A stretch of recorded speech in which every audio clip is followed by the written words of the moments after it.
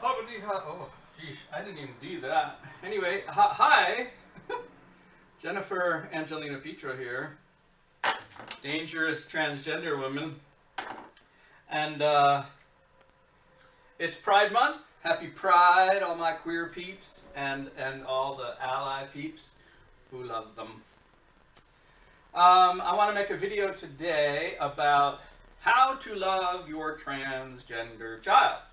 Now, a lot of the stuff I'm going to say applies to other queer kids, but as a trans woman, that's my experience, and so that's what I'm mainly going to yak about. And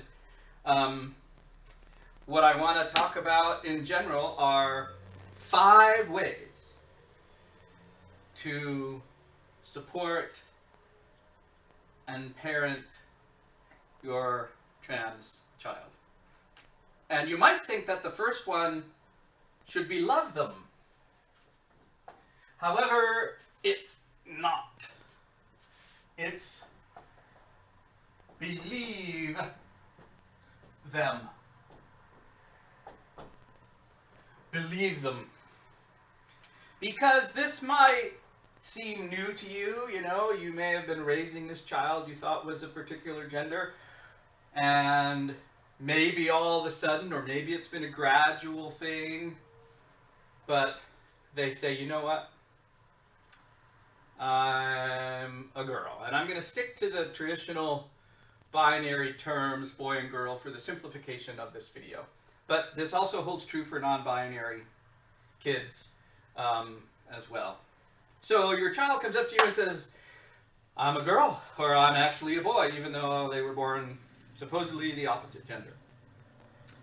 There's no such thing as an opposite gender, but I don't know how else to put it for the sake of this video. Anyway,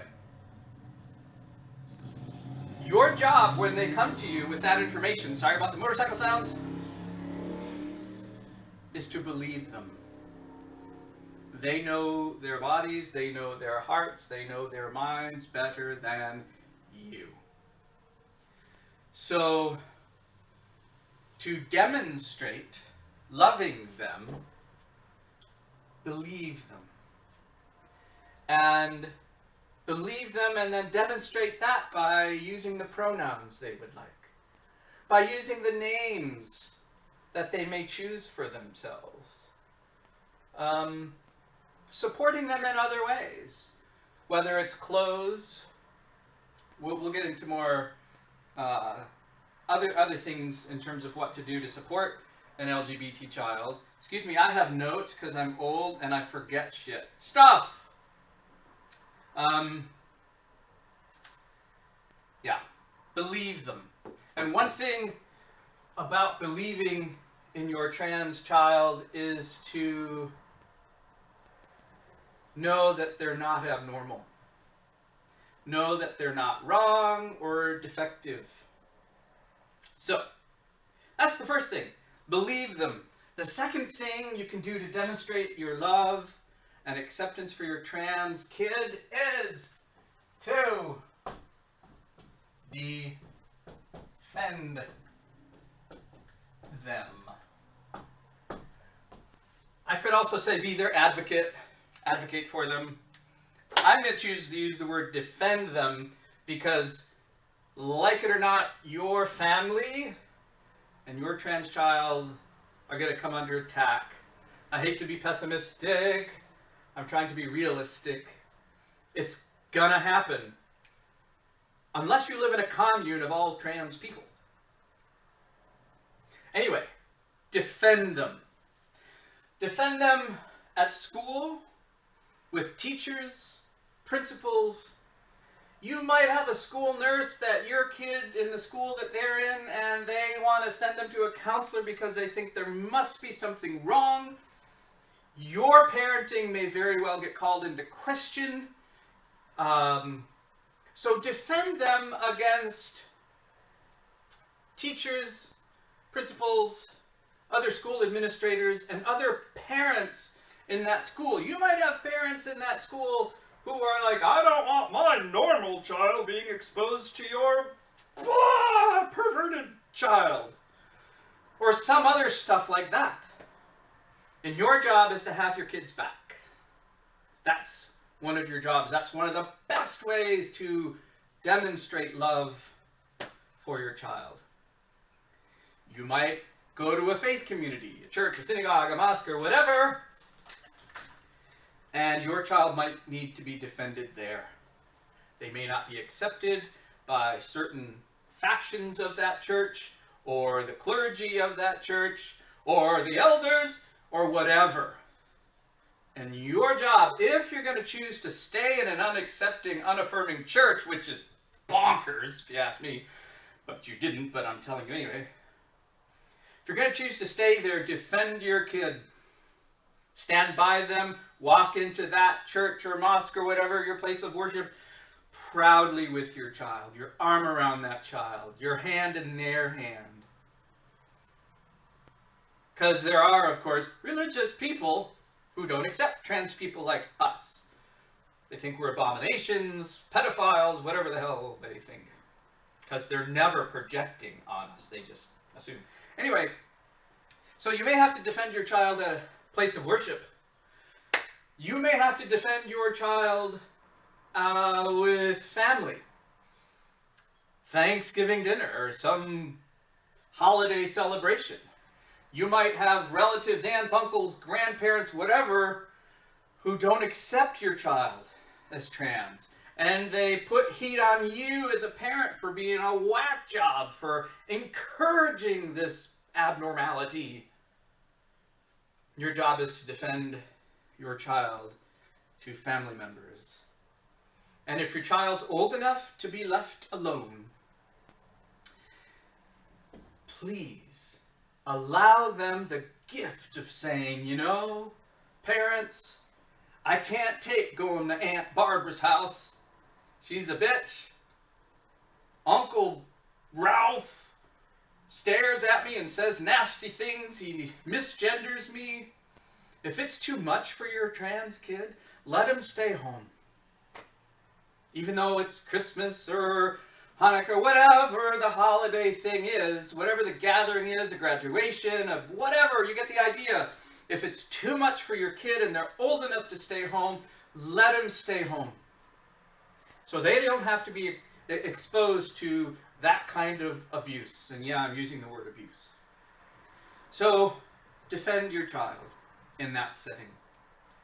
Let's say you really have to go to this family function and there's really not a lot of choice in the matter, even though there's always a choice, except for being trans. You don't choose to be trans. Anyway, let's say there's a family function, you just all have to go as a family. In that case, if someone starts being mean to your kid, I don't care if it's your mom or your great-grandmother, defend your kid. Defend them. And you know best in your family situations how to do that. But do it.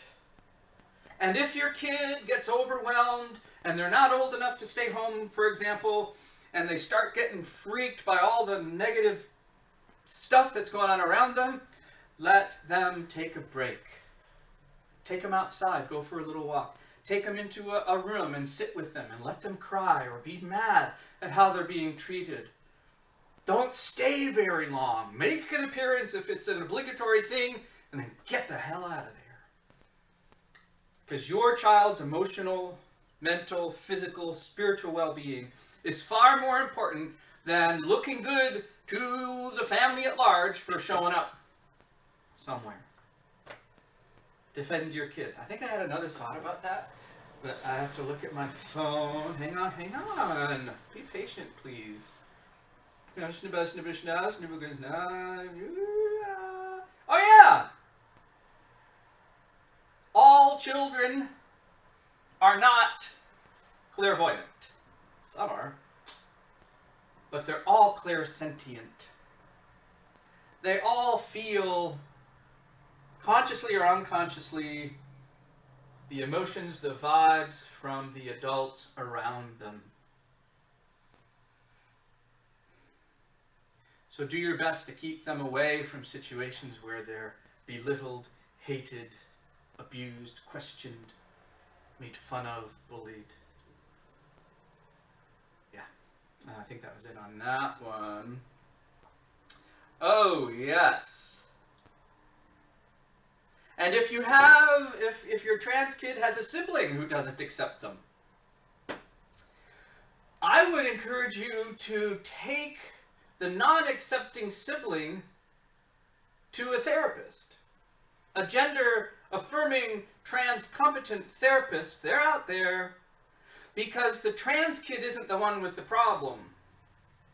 The unaccepting kid is, for whatever reason. If you have trouble accepting your child, but you are trying, you're making efforts, but gosh golly, this is really different. I thought I had all this figured out, but now this happens, and I don't know who the hell I'm parenting, and I don't know how to be a parent in this situation.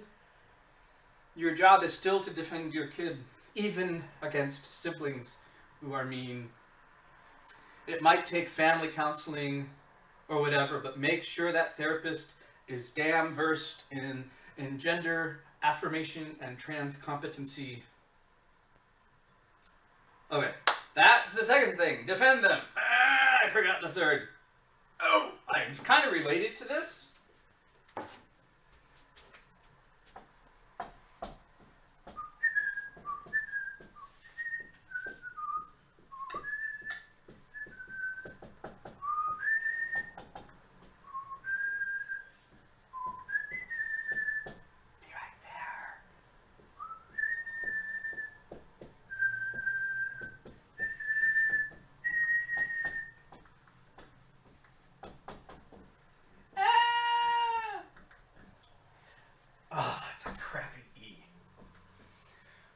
Number 3, in terms of demonstrating your love for your trans kid, is seek out gender-affirming and trans-competent medical care.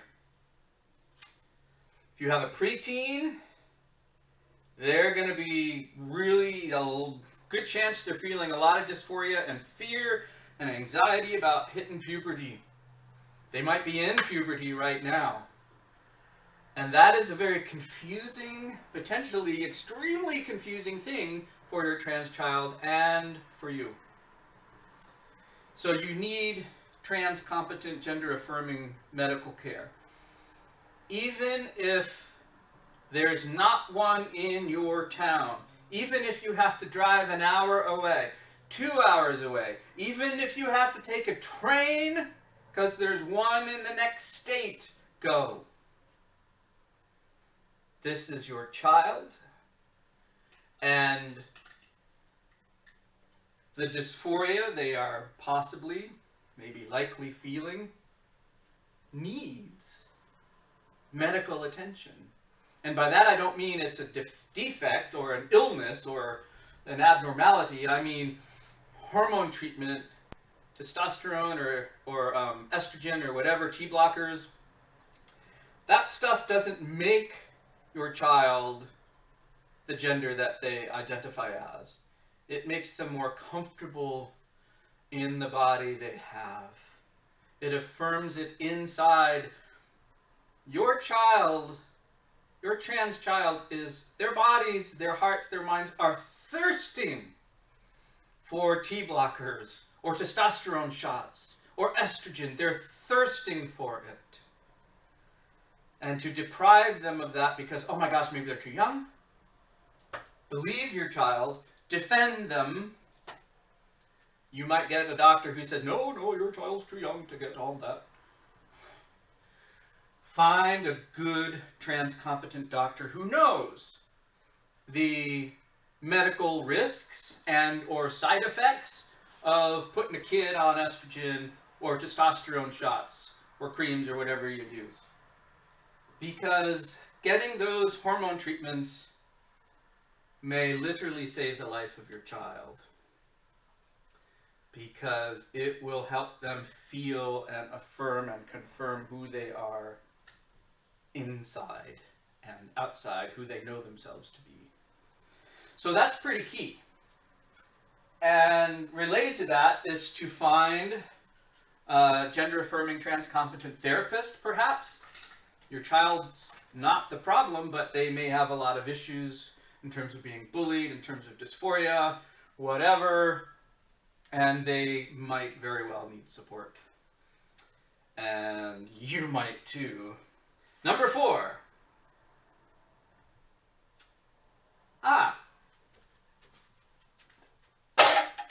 Keep forgetting the green pen marker. Number 4 is somewhat related to the third one, but it is find good, positive, healthy, healthy, LGBTQIA, especially trans in this case, resources. Wasn't that a fancy R? So, there are really crappy, trolly resources online.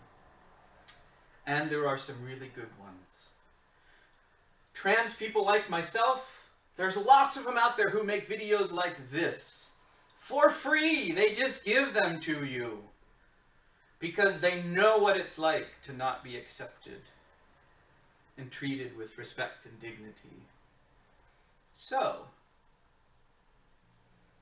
find those good resources, with and without your child present. They may already have some good Tumblr resources or YouTube resources. Believe them, watch them with them, discuss them with them. There are some great books on raising transgender children, teens. All that stuff is out there and available on Amazon, at Barnes & Noble.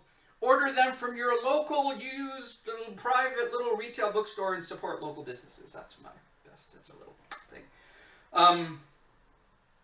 So there are books, fiction, nonfiction. There are movies. There are musicians that are good, positive resources for you and your trans child. Maybe there's an trans or LGBTQIA support group in your neighborhood, maybe at a library, maybe it's at a local Unitarian church or UCC church, like here at Love in Action. We have an LGBTQIA support group that a lot of teens come to. Anyway, find one. Make sure it's safe, make sure it's monitored, make sure that people have their clearances who are running it. But take your kid there. And if there isn't a support group around, start one. Why not? My guess is your trans child has some trans friends or LGBTQIA friends. Ask a library if you can have a room once a week, once a month. Ask a local UCC church or a Unitarian church, somebody that's open and affirming, and say, you know, we have this need, and just start it for yourself, for your child. But you need resources because, yeah, this is new. And I've heard trans people get really angry when I say the parents and families and friends are transitioning too. They feel like I'm taking something away from the trans person's experience or transition. And that's hogwash.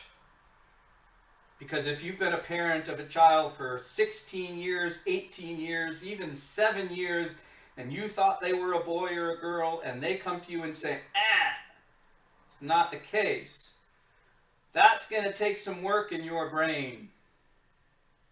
And how you demonstrate that work? Believe them, defend them, seek gender-affirming and trans-competent therapists, doctors, and find good resources. And I keep saying these are all related, and you know what? I guess they are. Because the last one is educate yourself, family, school, worshipy place. Worshipy place, that's probably spelled wrong. It's hippie place, etc. You're going to need to educate yourself because, as I said, this can be a very confusing time for you and your family and your trans kid. And so you need to advocate for your kid in addition to defend them, as I mentioned earlier. Your child's teacher may not know a whole hell of a lot about trans kids. So give them good, healthy, positive resources. Give the principal or superintendents or the school nurse or the school counselor good, positive resources. And I say positive for good reason, because there's a lot of crappy resources out there. Anyway, if you're committed to a place of worship, a worshipy place, and you really want to continue going there for whatever reason, educate the clergy, educate the whoever is involved. If it's a youth group, whatever, they usually go camping once a year.